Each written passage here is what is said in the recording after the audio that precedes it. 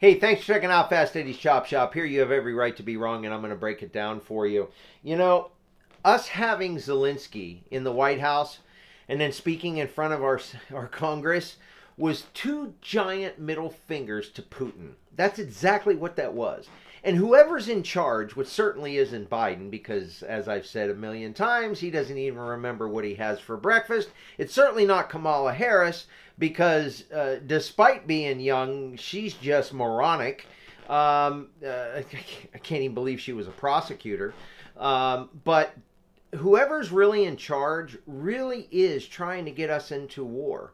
You know, I feel horrible for the Ukrainian people, but I had a conversation with somebody the other day that, and he made a good point. All around us is suffering. In time memorial, for all of time, there is human suffering.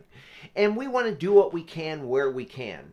But how is it that to supposedly save the lives of some Ukrainians, does it benefit us, not the world, but it'll hurt them too, if we're blown to bits?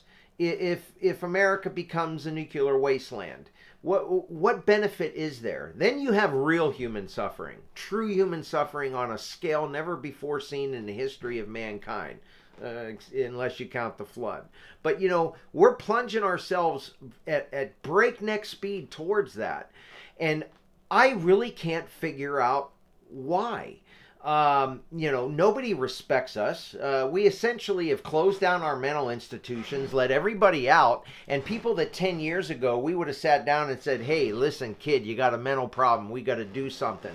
Now, erroneously, we would have medicated them, and I don't agree with that, but at least the whole world wouldn't be sitting these kids down saying, hey, you're normal, when they're really not. So we're doing that. We're doing, allowing children, the parents of children, because I don't believe somebody at 4 years old can determine anything, really, or even 10, or truthfully, when I was 18, I barely knew what was up and what was down.